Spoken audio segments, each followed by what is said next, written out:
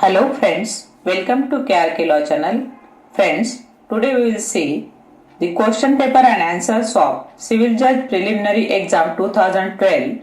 So friends, watch our complete video, like it, share it, comment on it and don't forget to subscribe our channel.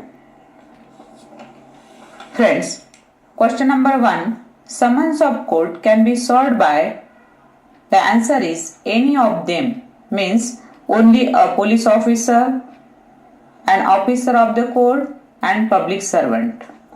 Question number 2. Under Code of Criminal Procedure, substituted service of summons can be made. The answer is by affixing summons on the house. Question number 3. Under Section 97 of Code of Criminal Procedure, search warrant to find out a person can be issued if, the answer is the person is unlawfully confined. Question number 4. Under Section 107 of Code of Criminal Procedure, executive magistrate can obtain bond from a person if, the answer is the person is likely to commit a breach of peace. Question number 5. A divorced wife is entitled to maintenance from her husband. The answer is till she remarries. Question number 6. Executive magistrate can put a party in possession of immovable property. The answer is upon the police report that a dispute in respect of such property is likely to disturb public peace. Question number 7. In a private complaint, case process can be issued against an accused after, the answer is the magistrate is of the opinion that there is sufficient ground to proceed with the case. Question number 8. Any defect in charge, the answer is can be cured by amending it with a direction to retrial if such amendment is causing prejudice to the accused. Question number 9. The statement of an accused is recorded.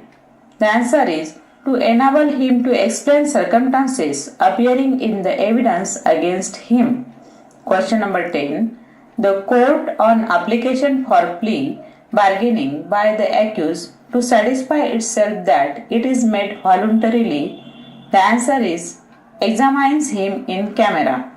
Question number 11.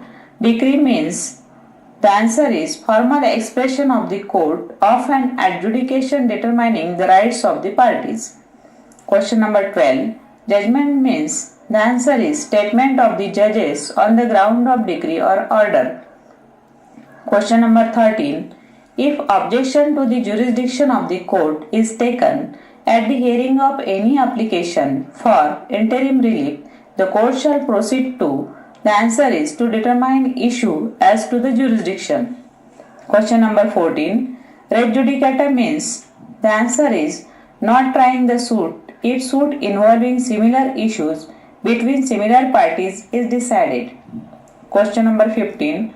Objection to the territorial jurisdiction of a court can be allowed if it is raised. The answer is at the earliest possible opportunity and before issues are settled. Question number 16. In case of a decree for the payment of money, the court can order interest at the rate of, the answer is 6% per annum. Question number 17. Under the inherent powers of the civil court, it can pass orders. The answer is necessary for the ends of justice or to prevent abuse of process of the court. Question number 18. Defendant can claim temporary injunction in a suit filed by the plaintiff. The answer is to prevent the suit property being alienated or damaged. Question number 19. The defendant shall present his written statement within blank space days from the service of summons upon him. The answer is 30 days. Question number 20. Where any period is fixed or granted by the court for doing an act prescribed by the Code of Civil Procedure, the court may enlarge such period. The answer is not exceeding 30 days in total. Question number 21.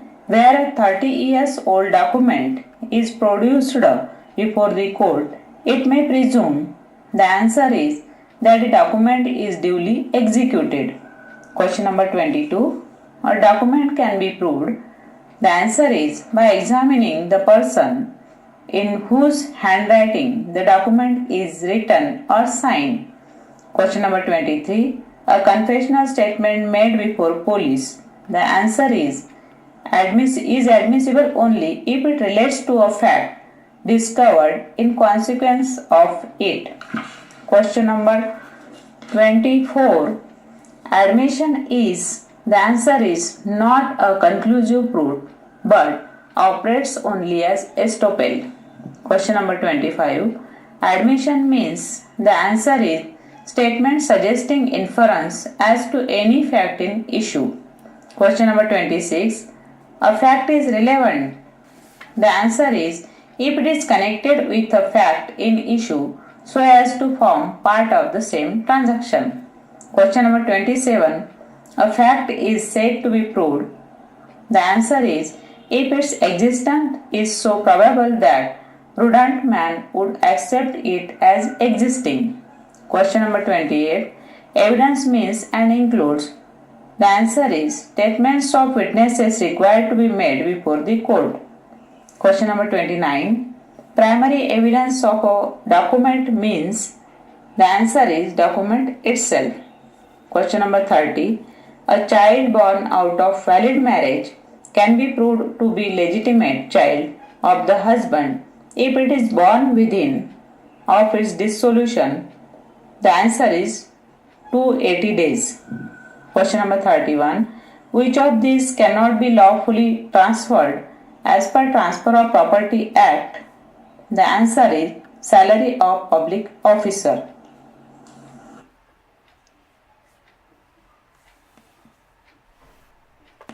Question number 32. As per Section 6 of Transfer of Property Act, an easement be transferred apart from the dominant heritage. The answer is cannot. Question number 33. Which of these is immovable property as per the provisions of Transfer of Property Act? The answer is fruit trees. Question number 34. The term transfer under the Transfer of Property Act refers to. The answer is both 1 and 2 are correct. Means partly or whole transfer. Number 2, absolute or conditional transfer. Question number 35. As per Section 9 of Transfer of Property Act, oral transfer are. The answer is conditionally valid. Question number 36. Under the provisions of Transfer of Property Act, the unborn child acquires vested interest. The answer is upon his birth. Question number 37. The mortgage in which, without delivering possession of mortgage property, the mortgager binds himself personally to pay the mortgage money is known as. The answer is simple mortgage. Question number 38. The gift of future property is. The answer is void. Question number 39. The rule of lease pendens applies when the suit in which right to immovable property. The answer is pending between two persons and one of them sells property. Question number 40. The rule against perpetuity prescribes that. The answer is no transfer of property can operate to create an interest which is to take effect after the lifetime of one or more persons living on the date of such transfer. Question number 41. If a contract comprises an agreement to do an act and also not to do certain acts, the answer is injunction can be granted to compel performance of both or any of them. Question number 42. A suit for recovery of possession based on the previous possession of a person can be filed by such person even against real owner of that property who has dispossessed him. Answer is within 6 months of his disposition. Question number 43. A suit for specific performance of contract for its enforcement can be decreed when. Answer is there exists no standard for ascertaining the actual damage caused by the non-performance of it. Question number 44. A court may not exercise its discretion to decree specific performance of a contract when. The answer is the contract gives the plaintiff an unfair advantage over the defendant. Question number 45. A suit for rescission of contract by any person having interest in it can be decreed in his favor. The answer is where the contract is voidable at the option of plaintiff. Question number 46. No court shall declare that the plaintiff is entitled to a right. The answer is if he is able to seek further relief than mere declaration but omits to do so. Question number 47. A perpetual injunction is granted to the plaintiff. The answer is to prevent a breach of an obligation existing in his favor. Question number 48. In a suit for perpetual or mandatory injunction, the answer is plaintiff can be granted damages if claimed specifically by him. Question number 49. In a suit for specific performance of a contract where earnest money is paid by the plaintiff, the answer is it can be refunded only if it is specifically claimed. Question number 50. To claim specific performance of a contract, the answer is necessary to plead and prove that the plaintiff has always been ready and willing to perform his part of contract. Question number 51. Person in occupation of premises is tenant if the answer is he is put in exclusive possession of it and pays rent. Question number 52. A landlord shall not be entitled to recovery of possession so long as the tenant, the answer is pays rent and permits increases and observes the terms and conditions of the tenancy. Question number 53. A tenant cannot be evicted even if he erects a permanent structure. The answer is if landlord consents to it in writing. Question number 54. Premises let to banks or public sector undertakings having paid up share capital of rupees are exempted from protection of Maharashtra Rent Control Act. The answer is 1 crore. Question number 55. No decree can be passed against a tenant for the requirement of premises for landlord unless the answer is landlord bona fide claims it and is likely to suffer greater hardship. Question number 56. A landlord can get possession of premises for its demolition and construction of new building only if the answer is all the above, means landlord has sufficient funds with him for it, he has approved plan and estimates, and landlord undertakes to provide new premises equal in carpet area of the existing one.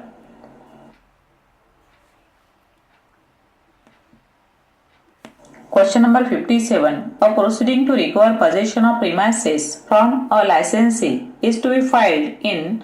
The answer is the court of competent authority appointed by the state government under the MRC Act. Question number 58. If a landlord withholds any essential supply or service to the tenanted premises, the tenant can seek remedy by way of. The answer is application for restoration in the small cause or civil court. Question number 59. Whether appeal against the decision in appeal or appellate bench of small cause court or district court would lie before. The answer is no appeal lies. Question number 60. If the landlord fails to keep the premises in good and tenantable repairs, the proper remedy for tenant is. The answer is to make such repairs himself after 15 days notice to the landlord. Question number 61. If sufficient cause is made out, the time for filing proceeding in the court can be extended if. The answer is the delay is for presenting the appeal or application under CPC. Question number 62. If a cause of action for the suit arises when the plaintiff is minor, he may institute the suit. The answer is within the period of prescribed by limitation for such suit after he attains majority. Question number 63. In computing the period of limitation for any suit, appeal or application, the day from which such period is to be reckoned, the answer is shall be excluded. Question number 64. While computing the period of limitation of a suit time spent in another similar proceeding in the court having no jurisdiction can be excluded if the answer is the plaintiff had acted in good faith with due diligence. Question number 65. A suit can be said to be in limitation even after period prescribed. The answer is if the defendant acknowledges liability of the plaintiff's right before expiration of the period of limitation. Question number 66. When a new defendant is added in the suit shall be deemed to have been instituted against him from. The answer is the date of his addition. Question number 67. In case of an easement by prescription, the period of 20 years must be ending within from the date of institution of the suit. The answer is 2 years. Question number 68. Suit on a bill of exchange on promissory note payable at a fixed time should be filed within 3 years from. The answer is the date on which time expires. Question number 69. A suit for possession of immovable property based on title can be brought within 12 years from. The answer is the date on which possession of defendant becomes adverse. Question number 70. Where no period of limitation is prescribed for an application, it can be filed within. The answer is 3 years. Question number 71. An ordinance can be issued by the President at any time when. The answer is both the houses of parliament are not in session. Question number 72. The proposal to prefer charge against the President of India should be moved by at least of the total number of members of the House. The answer is 1/4. Question number 73. Article 14 of the Indian Constitution does not prohibit. The answer is reasonable classification. Question number 74. Under Article 356, a proclamation to remain operative must be approved within 2 months by. The answer is both the houses of parliament. Question number 75. Who presides over the meeting of Lok Sabha in the absence of the Speaker? The answer is Deputy Speaker. Question number 76. Which of the following fundamental rights is available to both the citizens and non-citizens? The answer is the right to equality before law. Question number 77. Who appoints Attorney General of India? The answer is President. Question number 78. Who can issue a writ for the enforcement of legal right? The answer is High Court. Question number 79. Judges of the Supreme Court other than the Chief Justice of Supreme Court are appointed by. The answer is the President in consultation with the Chief Justice of India. Question number 80. In case there is a conflict between the preamble and other provisions of the Constitution, which will prevail over the other? The answer is preamble will prevail. Question number 81. Essential ingredients of the offense of mischief is. The answer is intentionally causing wrongful loss or damage to the property of another by destroying or diminishing its value. Question number 82. If a person entrusted with a property dishonestly converts it to his own use, he commits. The answer is criminal breach of trust. Question number 83. When by putting any person in fear of injury, he is dishonestly induced by another to deliver property, it is. The answer is extortion. Question number 84. Theft is committed when. The answer is a movable property is taken away secretly without consent of its owner. Question number 85. Grievous hurt means. The answer is any hurt which endangers life. Question number 86. Unlawful assembly means. The answer is an assembly of 5 or more persons having common object to commit offense. Question number 87. Criminal conspiracy means. The answer is agreement between 2 persons for doing an illegal act. Question number 88. If a person instigates, intentionally aids or engages another person to do a thing he is said to have? The answer is abated such another person. Question number 89. When a person gains something by unlawful means to which he is not legally entitled, it is. The answer is wrongful gain. Question number 90. Culpable homicide means. The answer is causing death intentionally. Question number 91. A suit involving unregistered partnership arising from a right from a contract of such partnership is maintainable. The answer is if it is filed by the legal heirs of deceased partner for accounts of such firm. Question number 92. Partnership firm. The answer is not a legal entity. Question number 93. Partnership means. The answer is agreement between the persons to share the profit of a business carried on between them. Question number 94. An agreement is void if. The answer is if its object is unlawful. Question number 95. Agreement to do impossible act is. The answer is void. Question number 96 is cancelled. Question number 97. A contract between an insurance company and vehicle owner to save the latter from consequences of a vehicular accident is a contract of. The answer is indemnity. Question number 98. Delivery of goods is deemed to have been accepted by the buyer when. The answer is intimation of their acceptance is sent by him. Question number 99. A contract of sale of goods is a contract whereby. The answer is the seller transfers or agrees to transfer the property in goods to the buyer for a price. Question number 100. Unpaid seller means. The answer is a seller who is not paid or tendered whole of the price agreed.